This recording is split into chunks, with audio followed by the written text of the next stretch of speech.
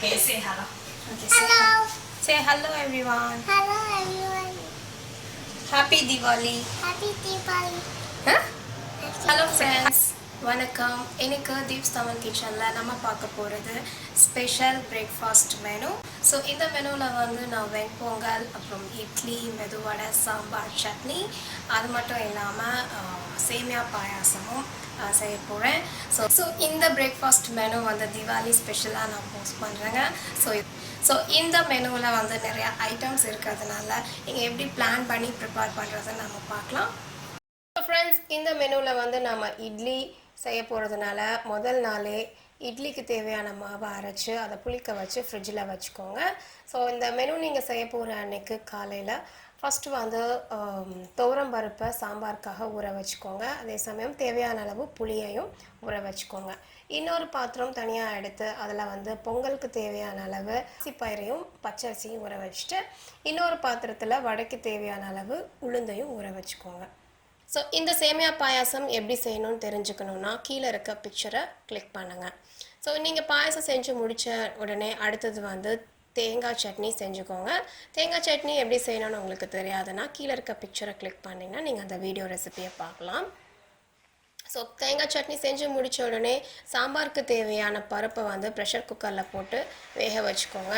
அது வந்து சாம்பாரில் நீங்கள் யூஸ் பண்ண போகிற காய்கறியெல்லாம் போட்டு உப்பு மஞ்சத்தூள் போட்டு வேக வச்சு ரெடியாக வச்சுக்கோங்க. ஸோ இதெல்லாம் வெந்துட்டுருக்க சமயத்தில் நீங்கள் வந்து தக்காளி, சாம்பாருக்கு தேவையானதெல்லாம் கட் பண்ணி வச்சிட்டிங்கன்னா பருப்பும் காய்கறி வெந்த உடனே நீங்கள் சாம்பாரை தாளிச்சிடலாம்.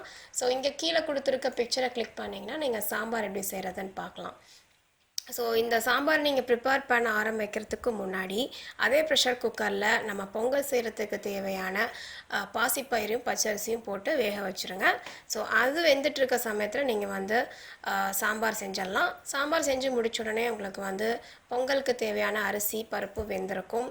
ஸோ இப்போ வந்து நீங்கள் வெண்பொங்கலை தாளிக்க ஆரம்பிச்சிடலாம். கீழே இருக்க பிக்சரை கிளிக் பண்ணிங்கன்னா வெண்பொங்கல் எப்படி செய்கிறதுன்னு நீங்கள் பார்க்கலாம். ஸோ இப்போ வெண்பொங்கல், சாம்பார், சட்னி அப்புறம் வந்து எல்லாமே முடிஞ்சுது. அடுத்தது வடை செய்யணும். அதுக்காக நம்ம என்ன பண்ண போகிறோன்னா உளுந்து ஊற வச்சுருக்கோம் இல்லையா, அதை வந்து நீங்கள் நல்லா மிக்சியில் போட்டோ இல்லை கிரைண்டரில் போட்டோ அரைச்சிட்டு அதில் தேவையான இதெல்லாம் ஆட் பண்ணி ரெடியாக வச்சுக்கோங்க. அடுத்தது வந்து நீங்கள் இந்த மெனு சர்வ் பண்ணுறதுக்கும் முன்னாடி இட்லி பாத்திரத்தில் இட்லிலாம் ஊற்றி வச்சுட்டு இட்லி குக் ஆகிட்டுருக்க சமயத்தில் நீங்கள் வந்து இந்த வடையை ஃப்ரை பண்ணிக்கலாம். ஸோ உங்களுக்கு இட்லி எப்படி செய்யணும், வடை எப்படி செய்யணும்னு தெரிஞ்சுக்கணுன்னா இங்கே இருக்க பிக்சரை கிளிக் பண்ணுங்கள். ஒவ்வொருடையும் இந்த பிக்சர்லாம் கிளிக் பண்ணிகிட்ருக்க ரொம்ப போர் அடிக்குது அப்படின்னா டிஸ்கிரிப்ஷனில் பாருங்கள். இதோட எல்லா லிங்க்குமே நான் டைரெக்டாக அங்கே போட்டிருக்கேன். ஸோ இப்போ வந்து சூப்பராக சுட சுட ரொம்ப ஹெல்த்தியான வெண்பொங்கல், அப்புறம் சூப்பர் சாஃப்ட் அண்ட் ஸ்பான்ஜியான இட்லி, கிறிஸ்பியான மெதுவடை, ரொம்ப அருமையான நம்ம ஒரு ஸ்டைலில் சாம்பார், அதுக்கு தேங்காய் சட்னி எல்லாமே ரெடி ஆகிடுச்சுங்க.